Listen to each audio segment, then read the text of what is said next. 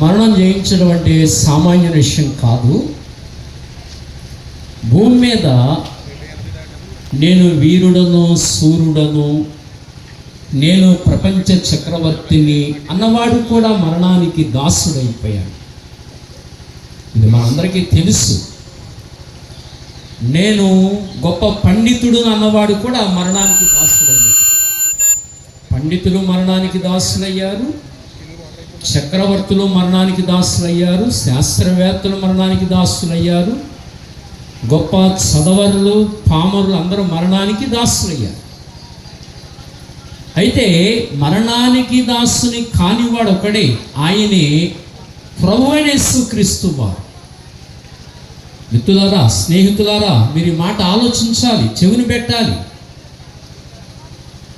మరణాన్ని జయించిన వాడు కనుక అలాంటి ప్రభుని మాటలు మీ ముందు ప్రకటించడానికి వచ్చాం. మేము ఏదో సామాన్యమైన మాటలు కాదు, కథలు కాదు, చరిత్ర కాదు. ఒక మహాబలశాలి, ఒక సూర్యుడు, బల సంపన్నుని మాటలు మీకు ప్రకటించడానికి మీ ముందుకు వచ్చాం. ఏదో నేరస్తుడు లేకపోతే బలహీనుడు అలాంటి వాని మాట ప్రకటించడానికి రాలా. బలసూర్యుని, శక్తిమంతుని మాటలు ప్రకటించడానికి వచ్చాం. కనుక ఈ మాటల మీద మనసు పెట్టాలని ప్రభు పేరిట మీకు ప్రేమతో మనం చేస్తూ ఈ నూతన సంవత్సరంలో అలాంటి బలసూర్యుని యొక్క మాటలు వేమరం గ్రామంలో మ్రోగాలని, ఈ గ్రామంలో వినిపించాలని మీ ముందుకు వచ్చాం. కనుక ఈ సమయంలో బేవరం నుంచి మా సోదరులు వచ్చారు. యోసేపు రాజు గారని మా మధ్యలోకి వచ్చారు. వారు మంచి వ్యాపారవేత్త, మంచి వ్యాపారం చేస్తారు. ఊరికనే వారు ప్రభులోకి రాలేదు, మంచి వ్యాపారం చేసే వ్యక్తి. అయినా ఒకప్పుడు దేవుడు తెలియక మనశ్శాంతి లేదు ఆయనకి. ఇవాళ ప్రభు నమ్ముకొని గొప్ప మనశ్శాంతిని, నెమ్మదిని అనుభవిస్తున్నారు. అలాంటి సోదరులు మన మధ్యలో ఉన్నారు. వారి దేవుడి మాటలు అందిస్తారు. కొన్ని నిమిషాలు, ఎక్కువ టైం కాదు, కొన్ని నిమిషాలు మీరు మనసు పెట్టి శ్రద్ధగా వినాలని మనం ప్రేమతో మనం చేస్తున్నాం.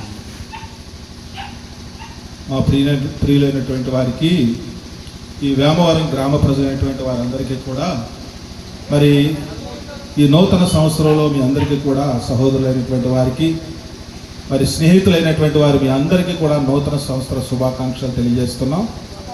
ప్రియమైనటువంటి స్నేహితులారా, మరి ఈ నూతన సంవత్సరంలో మీకు ఒక ఆశీర్వాదకరమైన మాటలు అందించి మీ కొరకు ప్రార్థన చేయాలని ఆశతో మేమందరం కూడా ఈ రీతిగా మీ ముందుకు రావడం జరిగింది. మరి దేవుని గురించినటువంటి మాటలు అనేవి ఆశీర్వాదకరమైన మాటలు. ఎందుకంటే అసలు ఆశీర్వాదానికే మూల పురుషుడైన వారు దేవుడు. కాబట్టి ఆశీర్వాదకరమైన మాటలు మీ ముందుకు తీసుకొచ్చాం. దయవుంచి ప్రియులైనటువంటి వారికి మేము విజ్ఞప్తి, కొద్ది మాటల మీద మీరు లక్ష్యం ఉంచవలసిందిగా తెలియపరుస్తున్నాం. అయితే ప్రియమైనటువంటి స్నేహితులారా, దేవుని పరిశుద్ధ గ్రంథం ఈ రీతిగా సెలవిస్తుంది. దేవుడు తన స్వరూపమందు తన పోలిక చొప్పున మానవుని సృజించుకున్నాడంట. చూడండి, చాలాసార్లు చాలామందికి ఒక అనుమానం వస్తుంది. చెట్టు ముందా విత్తనం ముందా అనే ఒక ఆలోచన వస్తుంది. అయితే ఆ అనుమానానికి వారికి ఎక్కడా నివృత్తి దొరకకపోవచ్చు. కానీ ఒక వ్యక్తి నిజంగా దేవుణ్ణి అన్వేషణ చేసి దేవుని దగ్గరికి వచ్చినప్పుడు అతని ప్రతి అనుమానానికి సమాధానం దొరుకుతుంది. ఎందుకంటే పరిశుద్ధ గ్రంథంలో ఈ రీతిగా రాయబడి ఉంది. మొట్టమొదటిగా దేవుడు మానవుడిని తన పోలికలో, తన స్వరూపములో మానవుడిని సృజించుకున్నాడు. చాలామంది చెబుతూ ఉంటారు, మరి లోకంలో ఒక సిద్ధాంతం ఉంది, డార్విన్ సిద్ధాంతం అని. మానవుడు కోతి నుండి వచ్చాడని చెప్పుకుంటూ ఉంటారు.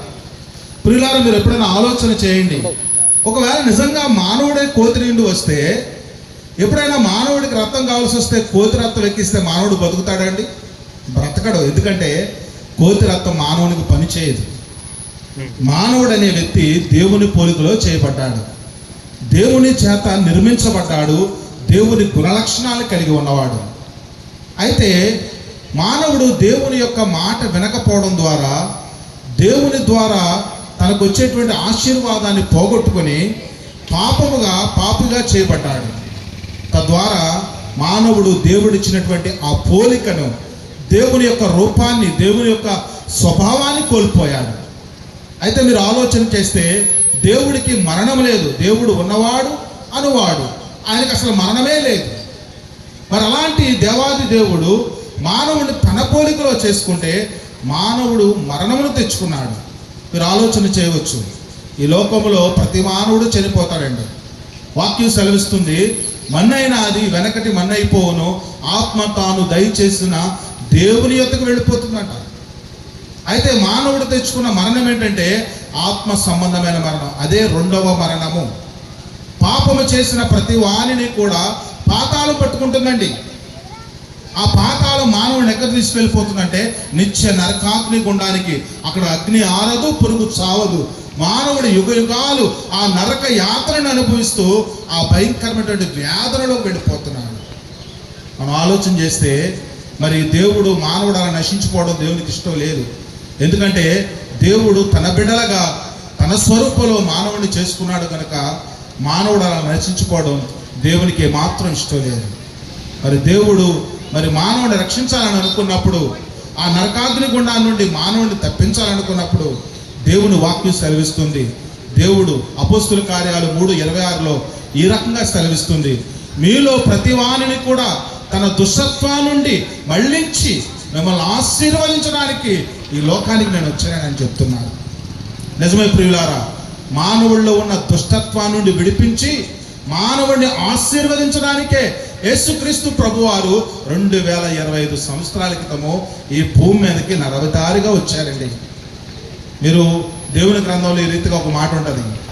లూకాసు వార్తలో దేవుని దూత పరలోకాల నుండి భూమి మీదకి దిగివచ్చి అక్కడ ఉన్నటువంటి ప్రజలతో ఈ రీతిగా మాట్లాడుతుంది, ఇదిగో ప్రజలందరికీ కలగబోవు మహా సంతోషకరమైన శుభవర్తమానము నేడు నేను మీకు తెలియపరుచున్నాను.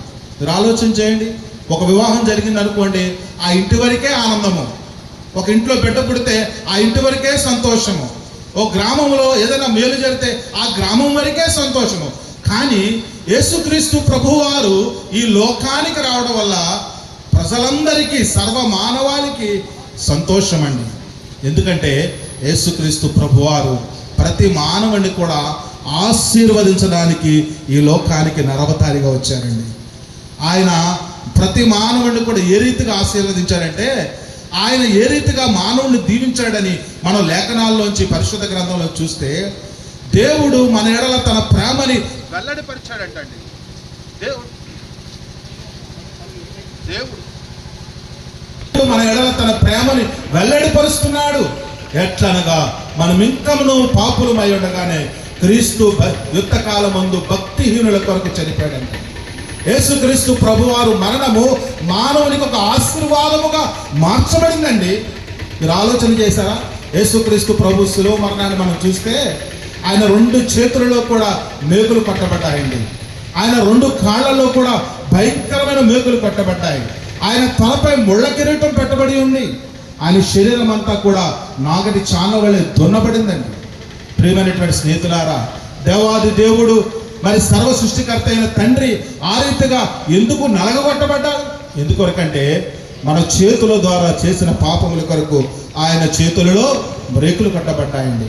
మన కాళ్ళ ద్వారా చేసిన పాపముల కొరకు ఆయన కాళ్ళలో మ్రేకులు కట్టబడ్డాయి. మన తలంపుల ద్వారా చేసిన పాపముల కొరకు ఆయన తలపై ముళ్ళ కిరీటం పెట్టబడ్డాదండి. యేసుక్రీస్తు ప్రభువారు ఈ రీతిగా ప్రతి మానవుని కొరకు కలువరి సిలువలో ఆయన క్రయాన్ని చెల్లించి, వెల చెల్లించి మానవునికి ఏ శిక్ష లేకుండా చేశారండి. అందుకే పరిశుద్ధ గ్రంథము ఈ రీతిగా మాట్లాడుతుందండి, ఇదిగో యేసుక్రీస్తు నందున్న వారికి ఏ శిక్షా విధి లేదంటండి. ప్రతి మానవుని శిక్షని కొట్టివేశారు. ప్రియమైనటువంటి స్నేహితులారా, మీరు వినే ఉంటారు, చాలా సందర్భాల్లో పాపము చేస్తే పాపాదవశ్యం నరకం ప్రయాతి, పాపము చేసిన ప్రతి వ్యక్తికి నరకము తథ్యము తప్పదు అని ఎవరిని అడిగినా, ఏ పుస్తకాన్ని చదివినా మనకు స్పష్టంగా తెలిసిపోతుందండి. అయితే యేసుక్రీస్తు ప్రభువారు మానవులని తన పాపము నుండి విడిపించి ఆ పాపము గోతిలో ఉన్న వ్యక్తిని తన చేతినిచ్చి పైకి లేపి ఆ వ్యక్తికి నిత్య రక్షణను ఇవ్వడానికి యేసుక్రీస్తు ప్రభువారు ఈ లోకానికి సర్వమానవాళి కొరకు ఈ భూమి మీదకి వచ్చారండి. ప్రియమైనటువంటి స్నేహితులారా, మానవుల్లో ఉన్న దుష్టత్వాన్ని తీసివేసి దేవుని స్వభావాన్ని మానవునికి ఇచ్చి మానవుడు పోగొట్టుకున్న ఆ దేవుని పోలికను మరలా మానవుడికి ఇచ్చి మానవుడిని ఒక ఆశీర్వాదానికి కారకుడుగా దేవుడు మార్చేశాడు. ప్రియులారా, నిజమే, ఇందాక దైవజనులు చెబుతూ వచ్చినట్లుగా మా జీవితాల్లో కూడా ఒకప్పుడు నాలో ఉన్న దుష్టత్వాన్ని బట్టి, నాలో ఉన్న పాపమును బట్టి నాకు నెమ్మది లేని సమయంలో ఆశీర్వాదములకు ఎంతో దూరంలో బ్రతుకుతున్న నా జీవితాన్ని యేసుక్రీస్తు ప్రభువారు నాలో ఉన్న దుష్టత్వాన్ని తీసివేసి, నాలో ఉన్న పాపమలినానంతటిని కడిగివేసి నన్ను ఒక ఆశీర్వాదకరమైన వ్యక్తిగా మార్చాడు. ప్రియమైనటువంటి స్నేహితులారా, నా తోటి సహోదరులారా, ఈ 2026 సంవత్సరంలో దేవుడు మిమ్మల్ని ప్రేమిస్తున్నాడండి. దేవుడు మీ కుటుంబాన్ని, మీ బిడ్డలను ప్రేమిస్తున్నాడు. అందుకే దైవజనుడిని ఈ రీతిగా ప్రేరేపించి ఈ వేమవరం గ్రామానికి ఈ రీతిగా మిమ్మల్ని పంపించి, ప్రియ స్నేహితులారా, మేము మీ ముందుకు రావడానికి ఎంత ప్రయాస అనుకున్నారు, ఈ సృష్టాన్ని ఏర్పాటు చేసుకోవడానికి, ఎంతమందిని సమకూర్చడానికి ఎంత ప్రయాసపడుతూ దైవజనులైన వారు ఈ దేవుని మాటలు మీ ముందుకు తీసుకొచ్చారు. ఎందుకంటే మేము దీవించబడ్డాము, మేము నెమ్మది పొందుతున్నాము, మేము సమాధానం పొందుతున్నాము. ఆ సమాధానం మీరు కూడా పొందుకోవాలి. అయితే యేసుక్రీస్తు ప్రభు అంటున్నాడు, ఇదిగో మీ హృదయం అనే వాకిటి నిలబడి నేను తలుపు తట్టుచున్నాను. దేవుడు ఈ సాయంకాలపు వేళలో మీ హృదయం అనే వాకిటి నిలబడి ఉన్నారండి. ఆయన మీ హృదయాన్ని తట్టుతున్నారు. మీరు ఆయన ఆహ్వానిస్తే, ప్రభువా నేను పాపిని, నన్ను క్షమించండి, నాలోకి రండి, నాకు మీరు సహాయం చేయండి, ఈ నూతన సంవత్సరంలో నా జీవితాన్ని నూతనపరిచి నన్ను ఆశీర్వదించండి, నా అసమాధానాన్ని తోసివేయండి, నాకున్న నెమ్మది లేని జీవితాన్ని తోసివేయండి, నాకున్నటువంటి దుఃఖాన్ని మీరు తీసివేయండి అని మీరు అడగగలిగినట్లయితే యేసు ప్రభువారు మిమ్మల్ని ఆశీర్వదించడానికి సిద్ధంగా ఉన్నారు. మాకు ఇంకా చెప్పాలని ఆశ ఉంది, కానీ సమయం లేని కారణం చేత మేము ముందుకు సాగుతున్నాం. ప్రియమైన స్నేహితులారా, మీ కొరకు, మీ బిడ్డల కొరకు, మీ కుటుంబాల కొరకు మేము ప్రార్థించడానికి సిద్ధంగా ఉన్నాం. మీరు ఎక్కడున్నా మాతో పాటు ఈ ప్రార్థనలో మీరు ఏకీపిస్తే మీ కుటుంబాల కొరకు మేము ప్రార్థన చేస్తాం. దేవుడి మాటలు దీవించునుగాక. ఆమేన్. మిత్రులారా, స్నేహితులారా, మీ కొరకు మేము ప్రార్థన చేస్తాం. నూతన సంవత్సరం వచ్చింది కనుక ఇంతవరకు చెప్పినట్లుగా సకల దీవెనలకు, సకల ఆశీర్వచనలకు కారణభూతుడు యేసు ప్రభు. కనుక ఆ ప్రార్థనలో మీరు కూడా ఏకీభవిస్తే మిమ్మల్ని కూడా దేవుడు ఆశీర్వదిస్తాడు. మమ్మల్ని ఆశీర్వదించినట్టుగా మిమ్మల్ని కూడా దీవిస్తాడు. మాతో పాటు ప్రార్థనలు ఏకీభించండి. అందరూ మోకరించండి. పరిసరంలో చింతపల్లి నుంచి వచ్చిన కుమారుడు గంగయ్య ప్రార్థన చేస్తారు. ఆయన కూడా మరి ప్రభువుని నమ్ముకున్నారు, రక్షణ పొందారు. వారు కూడా వారు మన కొరకు ప్రార్థన చేస్తారు. మీరు ఎక్కడున్నా మాతో పాటు ప్రార్థనలో ఏకీభవించండి.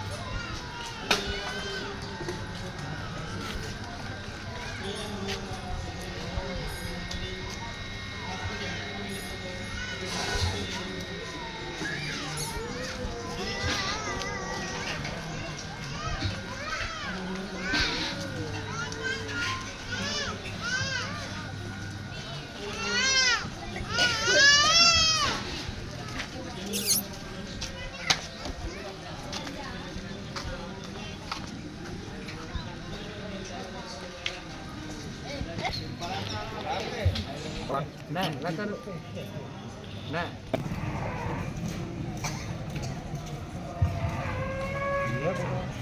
వీడియో అండి వీడియో.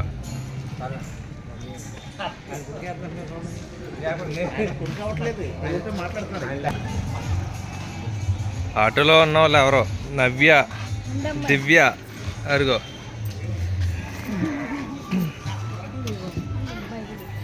బాబా